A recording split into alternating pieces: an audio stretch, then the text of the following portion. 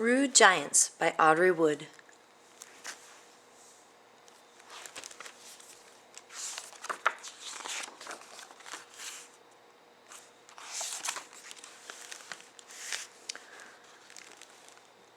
Long ago, Beatrix the butter maid and her best friend Gerda the cow lived in a cozy cottage in a happy valley.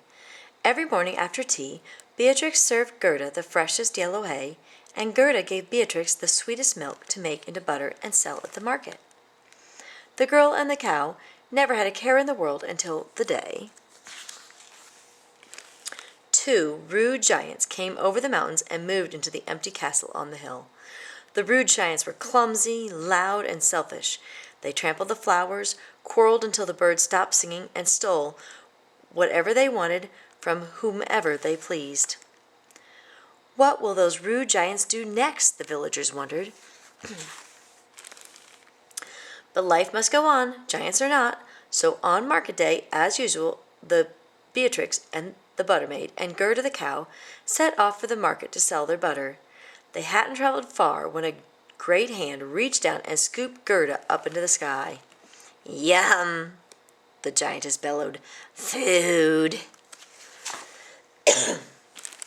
Beatrix jumped onto one of the giant's shoes and held on tight.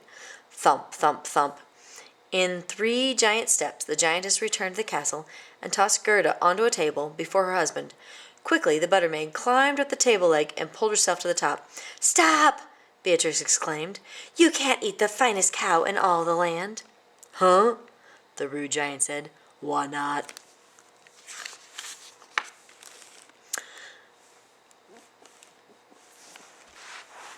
"Because," the butter maid answered, "you don't know how to make her taste delicious." "Tell us how," the rude giant shouted. "Why, just look at this messy place," Beatrix scolded. "Everyone knows a good meal tastes better in a clean castle." "Clean?" the giant said. "What's that?" Beatrix the butter maid told the giants what to do. They swept and scrubbed, junked the junk, and put everything back into its proper place. The rude giants worked so hard they were hungrier than ever. "Cow!" they bellowed, and reached for Gerda. "We want cow!" "Moo!" Gerda cried. "Stop!" Beatrix exclaimed. "How can you think about eating the finest cow in all the land if you don't have manners? Everyone knows a lack of manners ruins a good meal." "Manners?" the rude giant shouted. "Show us manners or we'll squish you flat."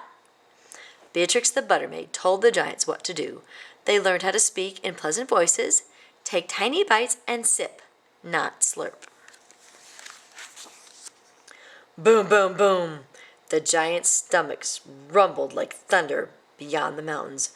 "We eat cow now!" they shouted, forgetting their manners. The rude giants reached for Gerda. "Moo! Moo!" Gerda cried.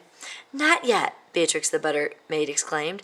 "If you're going to eat the finest cow in all the land, there's still one more thing you must do to make her taste delicious." "Tell us, please," the rude giant said, trying to be polite. "Oh, please tell us." "You must make yourselves beautiful," the butter maid said. "Beautiful?" the giants exclaimed. "What's that?" "Give Gerda to me," Beatrix said, "and we will show you." The butter maid and the cow worked together. They filled a tub with water and told the giants how to take a bubble bath. They curled and combed the giants' hair in fancy ways. Then they sewed the softest cloth into lovely outfits. "Now, just look at yourself," the butter maid said. "How could 2 beautiful giants like you, who live in a clean castle and have good manners, eat my dear friend Gerda the cow?" The giants peered into the mirror. They couldn't believe their eyes. The giantess fluttered her long eyelashes and smiled sweetly. The giant smooched back his glistening hair and raised one giant eyebrow. "My dear," he said to his giant wife, "you look simply divine." "And you," she said to her giant husband, "look handsome indeed." "Moo!" Gerda said in her sweetest voice.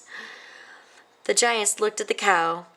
Their giant stomachs grumbled as they licked their giant lips. Bending down low, they whispered in the butter maid's ear, "Hungry! We are still very Hungry! Hungry!